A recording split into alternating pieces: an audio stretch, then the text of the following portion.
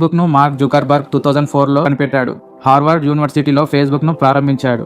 మొదట Harvard students మధ్య ప్రారంభమై తర్వాత ఇతర యూనివర్సిటీలకు, ఆ తర్వాత ప్రపంచం మొత్తానికి ఫేస్బుక్ విస్తరించింది. వాట్సాప్ను బ్రియన్ యాక్టన్, జాన్ కామ్ అనే ఇద్దరు వ్యక్తులు 2009లో స్థాపించారు.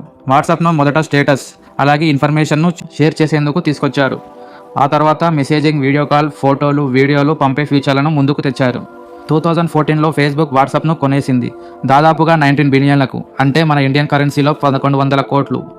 ఇది ఒక పెద్ద టెక్నాలజీ డీల్. ఇన్స్టాగ్రామ్ను కెవిన్ సిస్టోమ్, మైక్ ట్రిగర్లు 2010లో అక్టోబర్లో స్థాపించారు. ఇన్స్టాగ్రామ్ యాప్ను మొదట ఐఫోన్లో మాత్రమే తీసుకొచ్చారు, ఎందుకంటే ఫోటోలను తక్కువ టైంలో అప్లోడ్ చేయడం, ఫిల్టర్ల ద్వారా ఫేస్ను అందంగా చూపించడం అనే ఫీచర్స్ను తీసుకొచ్చారు. 2012లో ఫేస్బుక్ ఇన్స్టాగ్రామ్ను 1 బిలియన్, అంటే 100 కోట్లకు కొనేసింది. ఇవన్నీ ఇప్పుడు మెటా ప్లాట్ఫామ్స్ అనే పేరుతో పనిచేస్తున్న కంపెనీకి చెందినవి. ఫేస్బుక్ సంస్థనే 2021లో మెటాగా మారింది, ఎందుకంటే వీరు మెటావర్స్ అనే కొత్త డిజిటల్ ప్రపంచాన్ని డెవలప్ చేయాలని లక్ష్యంగా పెట్టుకున్నారు. ఇప్పుడు మనం వాడుతున్న ఫేస్బుక్, వాట్సాప్, ఇన్స్టాగ్రామ్ అన్నీ మెటా ప్లాట్ఫామ్స్ అనే కంపెనీకి చెందినవి. అసలు మెటా ప్లాట్ఫామ్స్ అంటే ఏంటో తెలుసుకుందాం. ఫేస్బుక్ పాత పేరే ఈ మెటా ప్లాట్ఫామ్స్. దీనిని అక్టోబర్ 28, 2021లో ప్రారంభించారు. ఫేస్బుక్ కంపెనీ తన దృష్టిని సోషల్ మీడియా నుండి మెటావర్స్ అనే వర్చువల్ రియాలిటీ ప్రపంచం వైపుకు మార్చింది. అందుకే ఈ సంస్థకు మెటా అనే పేరు పెట్టారు.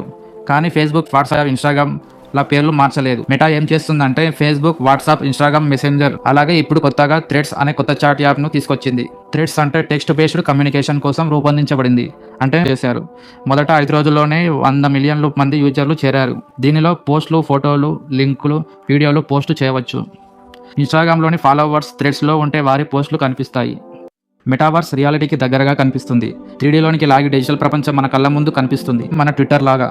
థ్రెడ్స్ జూలై 5, 2023న విడుదలైన కొన్ని గంటల్లోనే మిలియన్ల మంది డౌన్లోడ్. జూమ్ యాప్స్కి బదులు వర్చువల్ మీటింగ్ ద్వారా ఒక హాల్లో ఉన్నట్టు ఫీలింగ్ని ఇస్తుంది.